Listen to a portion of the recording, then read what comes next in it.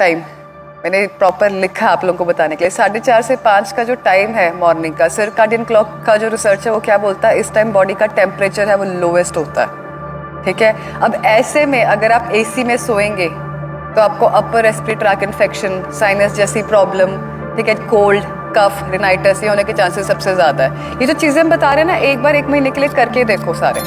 ठीक है, तो जो 4:30 से 5 का टाइम है, इस टाइम में अगर आप घर में एसी लगा रहे हो या आप तेज फैन में सो रहे हो तो बंद कर दो, बंद करके सो के देखो। ठीक है, 6 बजे का टाइम, जो 6 AM का मॉर्निंग का टाइम है, वो आपका जो कॉर्टिसोल हार्मोन है, जो कि स्ट्रेस इंड्यूसिंग हार्मोन है, वो हाईएस्ट होता है। ऐसे में अगर आप बॉडी को रिलैक्स करने वाला कुछ भी एक्टिविटी करते हैं, जैसे कि मेडिटेशन हो गया, योगा हो गया, वो बॉडी को सबसे ज़्यादा फायदा देती है। नेक्स्ट चलते हैं 7 से 9 बजे।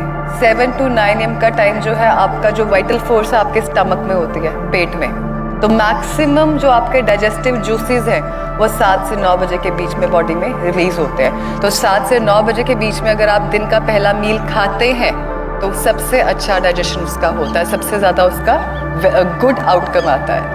7 बजे जो है आपका बीपी भी फ्लक्चुएट करता है। अच्छा, कोई जिसने कभी भी हार्ट इंस्टीट्यूट में काम किया हो उसको पता होगा, जो 7 बजे का टाइम है, अक्सर स्ट्रोक आना है किसी पेशेंट को, या जिस पेशेंट की टेंडेंसी है या हार्ट की बीमारी है, उनको 7 बजे के टाइम के आसपास टेंडेंसी रहती है फ्लक्चुएशंस की।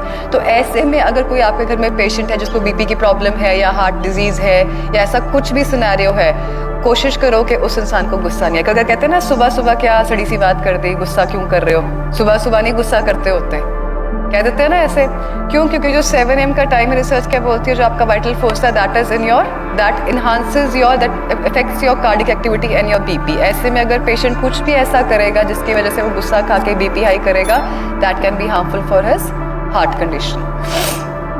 9 से 11 सर्काडियन क्लॉक क्या कहता है, आपकी बॉडी का टेस्टोस्टेरोन लेवल सबसे ज़्यादा हाई है। तो अगर आपको कोई भी ऐसा फोर्स वाला वर्क करना है, एक्टिविटी करना है, जैसे जिम वर्कआउट करना है, ठीक है, तो ये वाला जो आपका टाइम है वो बेस्ट है। तो इसी तरह जो आपका दिन का सारा साइकिल है वो सर्काडियन के हिसाब से एक क्लॉक बना हुआ है। हम लोग आपको यहाँ पे बोलते हैं कि सुबह उठ के योगा करो, मेडिटेशन करो, ठीक है, शाम को अर्ली सो, कहते हैं ना early to wake and early to sleep अच्छा होता है। तो ये पैटर्न्स क्यों बने हैं? ये आपकी बॉडी के छोटी छोटी चीज़ों को सिंक्रोनाइज्ड करने के लिए। देखो, ह्यूमन बॉडी ना एक मशीनरी की तरह काम करती है।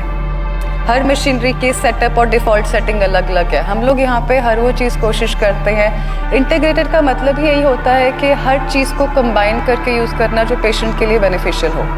ठीक है, ऐसा नहीं है कि हम लोग पेशेंट्स को एकदम से बोल देते हैं कि आपका डायलिसिस स्टॉप कर दो, डायलिसिस बंद हो जाए। Dialysis is supportive treatment. जिस पेशेंट का ऑलरेडी डायलिसिस चल रहा है, हफ्ते में 3 बार चल रहा है या हफ्ते में 2 बार चल रहा है, उसको बड़ा क्लियर कट ये चीज़ अंडरस्टैंड करनी होगी कि आपकी विद टाइम फ्रीक्वेंसी कम होगी। 10 दिन में डायलिसिस बंद नहीं होगा। 10 दिन में जो है किडनी की फंक्शनिंग इंप्रूव होगी। किडनी की फंक्शनिंग इंप्रूव होगी तो धीरे धीरे जो डायलिसिस की रिक्वायरमेंट है टॉक्सिन्स को रिंस करने की, वो अपने आप ऑटोमेटिकली स्लो डाउन होती जाएगी। ठीक है जी। और इसका जो मार्कर है, आप लोग अक्सर क्रेटिनिन को लेके, यूरिया को लेके बॉदर करते हैं। ठीक है, जो आपका किडनी की फंक्शनिंग का मार्कर है वो आपका GFR होता है, जो है आपका ग्लोमेरुलर फिल्ट्रेशन रेट, कि आपकी किडनी कितना फिल्टर कर रही है। कैंसर के पेशेंट्स पे आ जाते हैं। कैंसर का पेशेंट है कोई हमारा यहाँ पे? कोई भी नहीं है। हमें इंडिया में एजुकेशन में बड़ा कैंसर की बीमारी कैसे होती है? और सब्सक्राइब करके हमें सपोर्ट करें।